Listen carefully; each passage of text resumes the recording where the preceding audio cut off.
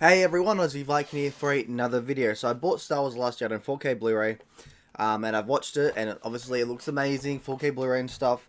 And let's do the talk about it because this is part 2 of why I like The Last Jedi better than The Force Awakens. Now, originally I was going to watch the film's commentary with the director, and then I was going to look the deleted scenes and do a video on that, but I've decided to wait, watch it again, and basically write down some things I want to talk about as to why I like hate in the middle for this film.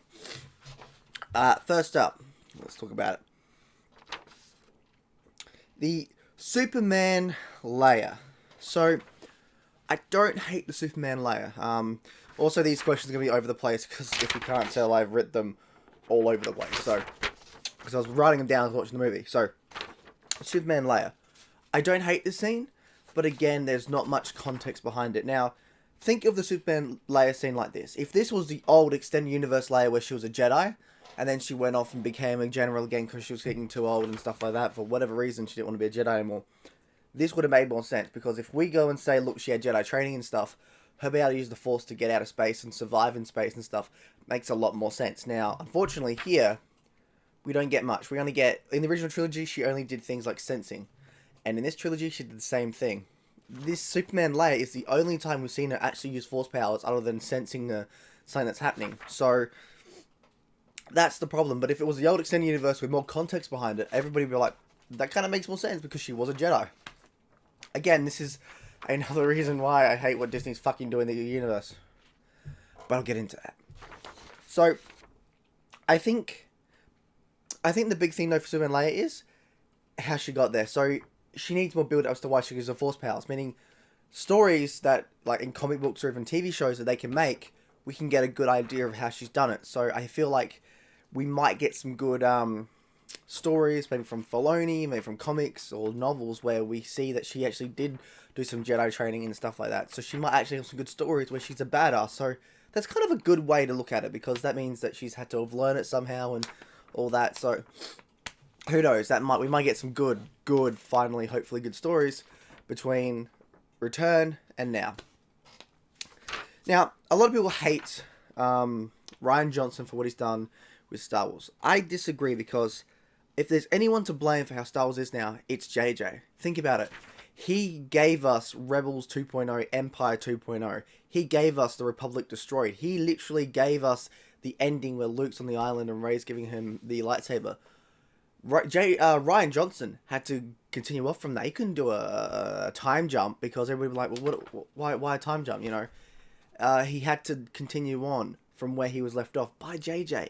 JJ put him in a corner, and don't get me wrong, Rian Johnson could have done things like a better reason as to who Rey is and why Luke's there, but he also do a twist and make it interesting and stuff. And to an extent, what Luke goes through is interesting, but I think the biggest downfall is there's the context. We don't understand the full context as to why he's there, and that's my main problem with this film.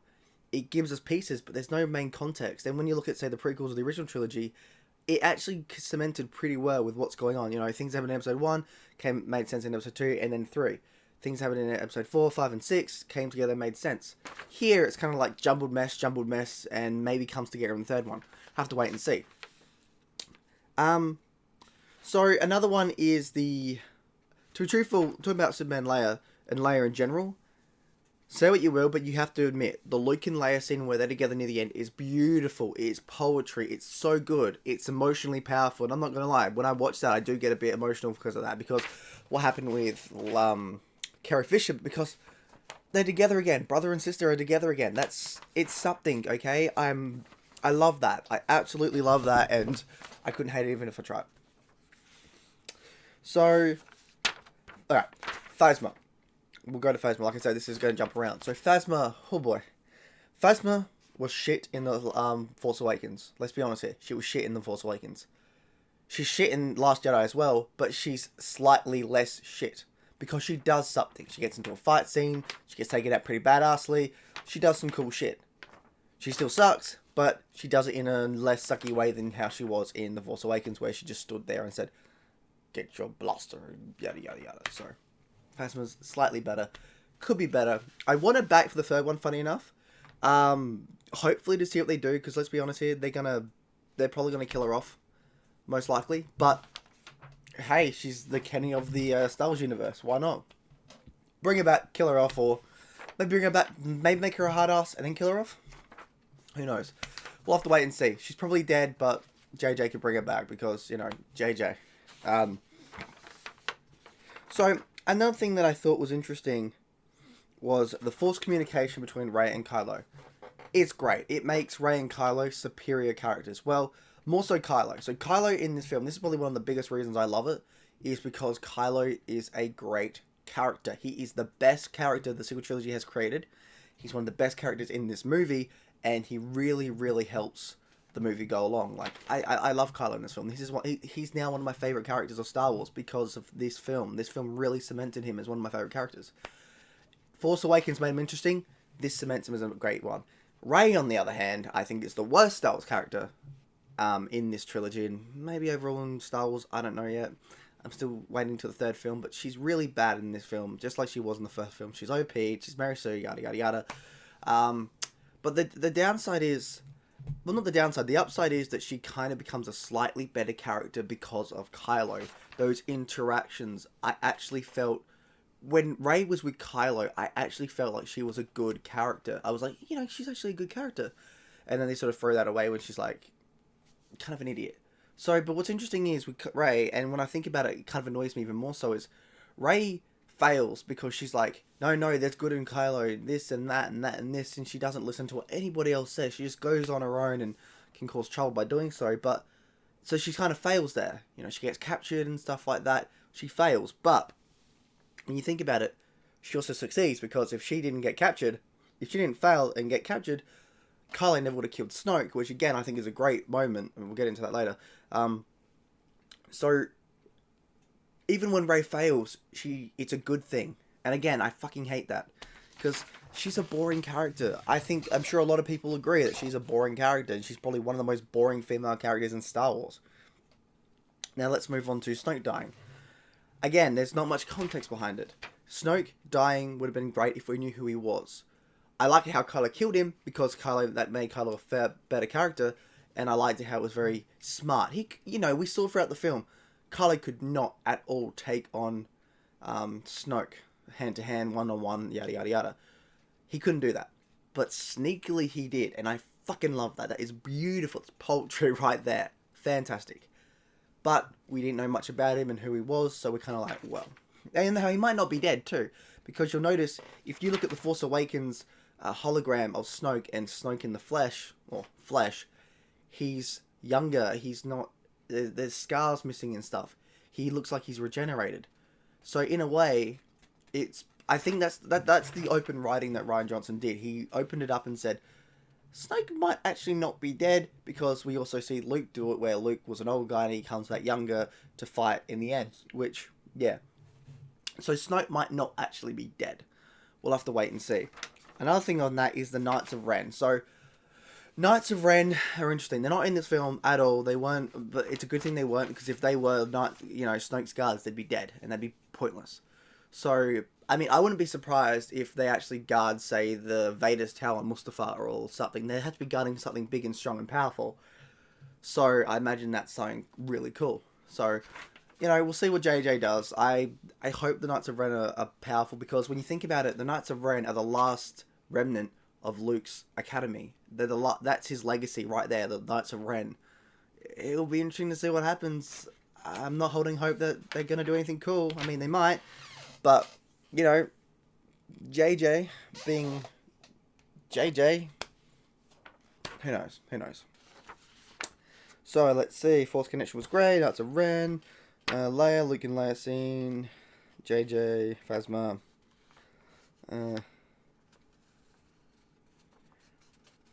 Kyon Toba, right. So, Kyon Toba for me was interesting. I liked the planet. I liked the vibe it gave off. It's the story that kind of sucked, because I like the first half of it. Oh, we're here. We gotta get captured because we just rushed in here because we gotta do it. We gotta rush. We can't be like, we gotta plan our shit. We gotta get the fuck in there. We have to find him. And they find him. They get taken away. That half I actually liked. The other half, where all of a sudden they actually find DJ and he's like, "Hey, I can get you out of here." And it's like, okay. And then he does, and all of a sudden it's like, now we're saving all the failures and stuff. It's just, that second half feels way too fast, which for some people is a good thing, but the second half of that story kind of like, it's a bit more far-fetched when you think about it. It's kind of like, but how was he there? Did he know they were there? Was it just luck? Is this place full of people that can get onto a dreadnought? Like, what's going on? I did like DJ though. DJ's a very interesting, simple character. He wants money, he'll do what he does to get money, and his motivations are both sides of the war. I don't care who you are, you pay me, I do my job. So, I liked him. I hope he comes back. Now, Ben's turn, Luke's overall stuff. So, I like Luke when he's on the island and stuff, but again, the context isn't quite there. So, the context being, why is he there? Oh, he tried to kill Kylo because of the fleeting moment where he feels that Kylo's darkness is rising and stuff like that. Now, I would be fine with that, but we need more context as to why Ben turns to the dark side and stuff like that. Oh, it was Snoke.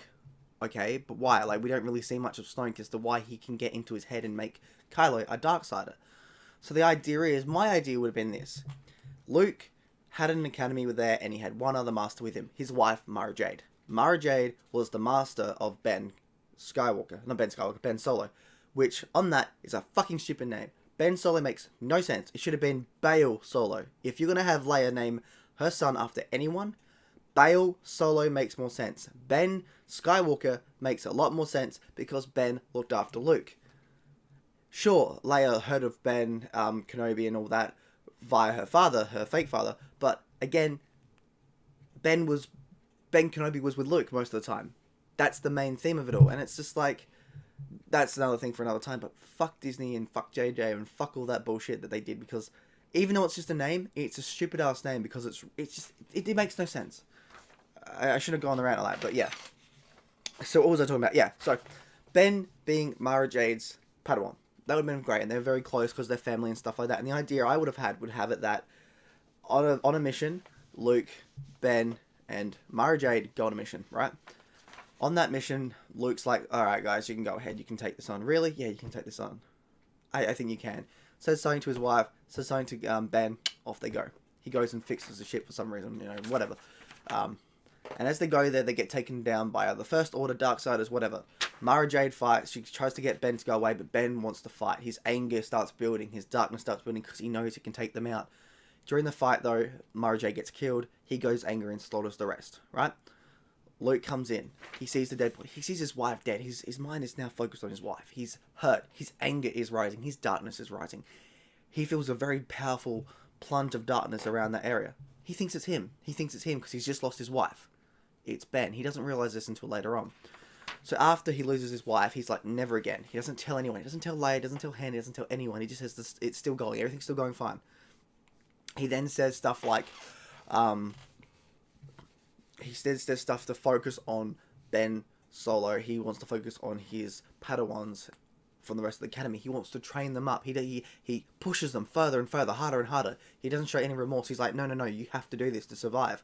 We are facing odds that will kill you. You need to keep going. So he pushes them harder and harder. And then by doing so, though, he loses connection with his family, his friends, and then his children. He'd have a son and a daughter, or even just a son or a daughter, either or, and he loses them. He turns his back on them, and they leave. They're like, who are you? You're not our father anymore. Because I think that's a very powerful moment for Luke as well. So they leave. So then that night, when he gives up, he's like, yeah, I've lost everything, and he finally realizes I should just give up. I let go of all that anger and hate. He does that, right? He goes to Mara's grave, lets it all go. But he still feels the darkness coming from Ben. Goes to Ben, tries to feel it, feels inside of him, darkness everywhere, bang. That would have made a lot more sense, a lot more context, and would have opened up the universe even more so for fans of everything. And it would have been great.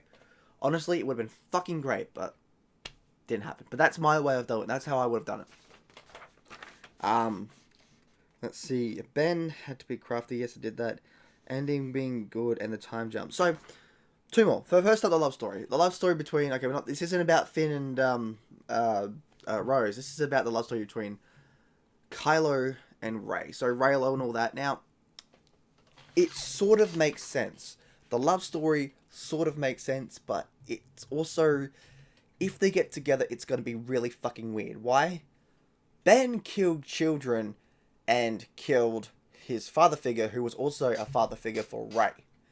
Now, at least with the prequels and stuff, Anakin did all this crazy shit after he was in love, after he had the children. He lost his love because of the dark side. And I get that they want to do love brings him back from the dark side, but it's kind of like, it's a pretty fucked up relationship if they get together. Now, they might not, they might do it. It really depends again what JJ does.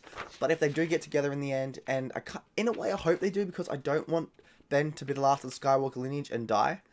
And they can't make Rey, they can't pull a original trilogy where Rey is going to be the sister or cousin of Kylo, Ben Solo, because it makes no sense, and they actually do have some good chemistry there, more or less. So it's an interesting love story. It's a weird love story if they get together and really effed up, but on the other hand, it might actually save him so he doesn't die. You know. So yeah. Now the ending of this film I think is great because it sets up a better ending than The Force Awakens. Why? Because in The Force Awakens we're set up to Last Jedi. We can't really get away from it. Here, this ending sets up that we need a time jump.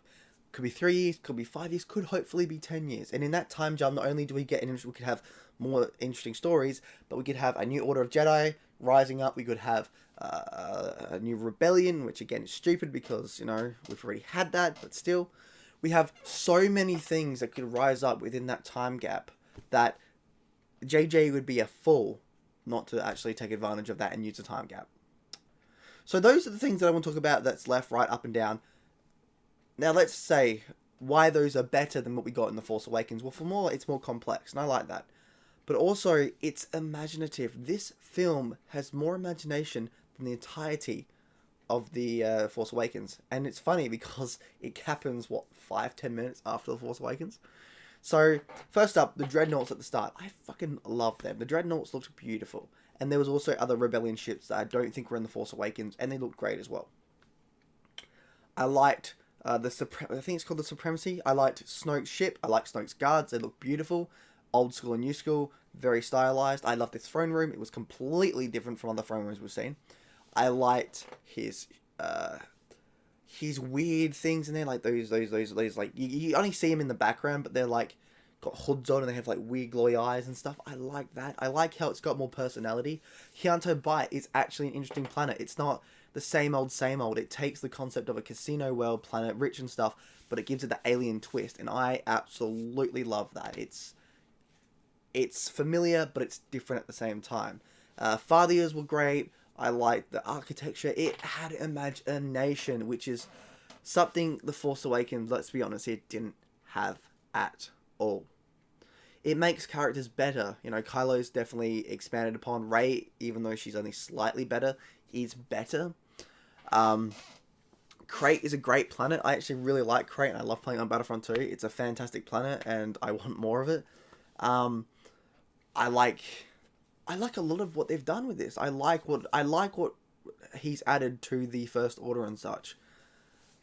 And that's the thing. This is imagination, and it's different, but it's a good different in certain ways. Yes, some things aren't contextualized better, and it could be better. Let's be honest here. A lot of this could be better.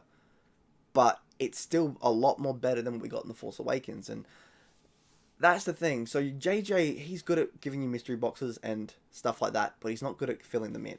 So even if JJ took over, he would probably do something stupid and say that she is Luke's daughter, or Rey's Luke's daughters, or Rey's the next chosen one, which is still on the board, and I really hope they don't do that.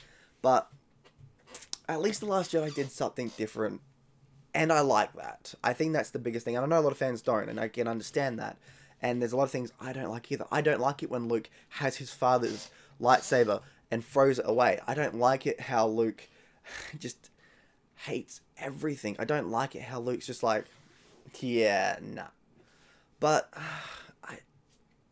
in the end, when you think about it, it is good, because by the end of the movie, he's like, no, I can protect them. So that is in a way character development, but there's not much backstory as to why he got there in the first place. It's very, it's very hand-fisted and very small as to why he's there.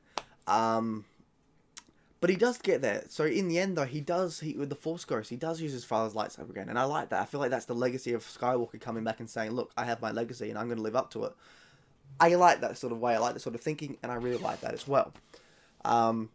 Sure, people complain about the milk drinking scene. I thought that was actually quite funny. In terms of comedy, that was one that kind of worked. To be truthful though, there's like 4 or 5 scenes of comedy in this film that actually work, and the rest I don't think works. I don't like the comedy at the start. I don't like the Marvel-esque comedy, which I thought was boring. I don't like that. But like I said, the positives for me outweigh the negatives. And I think that's the biggest thing there, because it is better than The Force Awakens because of that. For me, it is. Because The Force Awakens, I mean, you will go watch part 1, is boring. This one feels like it could fix the problems that were brought up by giving it the third film. Because there's the, like, hopefully a time gap, which can come in and fill stuff in. We can learn new things. It really feels like it's going to work well. But again, we have to wait till JJ comes in and goes, let's see what's going on. But yeah, I hope that's an interesting sort of take on The Last Jedi. Like I said, I don't like everything here. And my main thing is, I would give, look at it like this, I give episode 7 a 5 out of 10. I give episode 8 a 7 out of 10. It's only 2 points better than The Force Awakens. It's not like a 10 out of 10. I'm not giving it a 9. I'm not giving it a 10. I'm not even giving it an 8. I'm giving it a 7. It's slightly better by 2 points than The Force Awakens, and that's mainly because it's imaginative and Kylo is a really fucking interesting character. Rey's still terrible, slightly better at times, but she's still an annoying Mary Sue, social justice warrior type character. The plans by the main people, Holdo and stuff, suck. She should just told them. Holdo's a terrible character. The men feel stupid in this, more or less. Luke does have certain things that are annoying, but it sort of in ways comes together at the end. I hate it how Luke dies. Like, Luke dying, here's my other reason for the ending. Luke it should have looked like Luke was dying. And as it builds up and swells, you think he's going to die. And then as he's about to go, a hand comes onto his shoulder. It's his father. He turns around, and his father, however, half Vader, half Anakin from the prequels.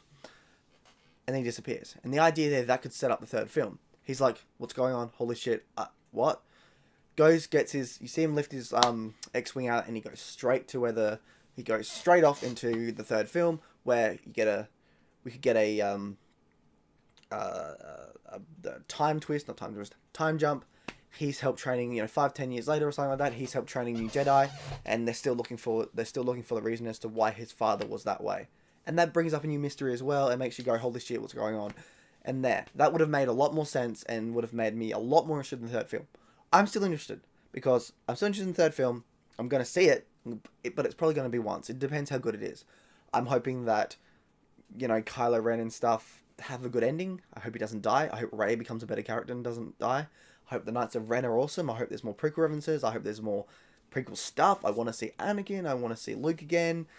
There's a lot I want to see in this film, but I'm not holding my breath, and I kind of hate that, because when I was a kid growing up, I loved all the Star Wars films. Next Star Wars film. I loved when the TV shows came out, and I loved the video games. Now, I don't care. I mean, I care for the next Filoni TV show. I sort of care. I'm more interested imaginative-wise as to what's going to happen with the next Star Wars film. But overall, I don't know. This trilogy, even though I like The Last Jedi and stuff, this trilogy has been lackluster. And I think even if we get a really great next ending, like a next ninth film, I still gonna say I think Disney's is going to be the weakest of the trilogies. It is so far. 7 and 8 are the weakest. So I think are the weakest Star Wars films, and I think overall it's going to be the weakest trilogy. So far, that's like in my mind. Could be better, of course it can. And once the third one comes out on Blu-ray, I'm gonna watch it 7, 8, and 9, and see it as a whole story. But I think I think Disney has fucked up, and they have. Like I said in the first film, the first part 1 of this, they have fucked up. They fucked up the extended universe. A lot of fans believe that what they're doing is they're taking the extended universe and basically dragging it. So you pretend you're editing something. The timeline's here. This is the extended universe part. They've extended that, and this area here, from where episode 6 ends, they've created their own new content. And when it starts here, this new content here is the new trilogy. with its characters. And they're going to go through all this shit. They're going to kill off the original trilogy characters, and basically that big block of extended universe stuff, Yuuzhan Vong War, Darkseid, and stuff like that, New Order, bam. That's going to be the legacy of the new sequel trilogy characters, and I fucking hate that. I would be fine with this if, first of all, the sequel trilogy characters were interesting, and that the original trilogy characters had a legacy. Leia and Han have a legacy with their son. While I think there should have been son and a daughter, or maybe even 2 sons, 1 daughter, that would have made a lot more sense. Luke, I feel like, needed Ben Skywalker. Ben Skywalker was an awesome character in the Ultimate Universe, and I fucking wish he was in this one. Also makes more sense because Ben makes more sense, and Solo should have been Bail Solo, like I said at the start. So, like I said, this extended universe feels like, fuck the old, let's just get with the new. And they're going to go and do all the cool shit that the original trilogy guys had. But we'll give the original trilogy guys some cool stuff, but we don't know how it ends. They're going to get fucking, they're going to fucking die and shit. Like, yeah. I want to yell, fuck you, Disney, but I don't know. I mean, I know I can just go, read the legends, but here's the downside with that is there's no more legends. I'd love to read the books and continue on, but it's like, nah, they haven't. They might continue on later on, but they haven't. And now I'm rambling because I'm starting to get annoyed at what Disney's done, and I understand that. I fucking understand that. But yeah, that's a whole new video.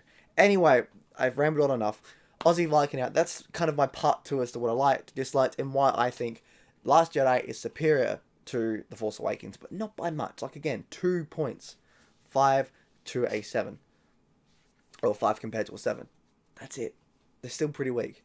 But there is more interesting stuff in this film than there is in the last film. Anyway, Aussie Viking out. I shall see you in Valhalla. Bye.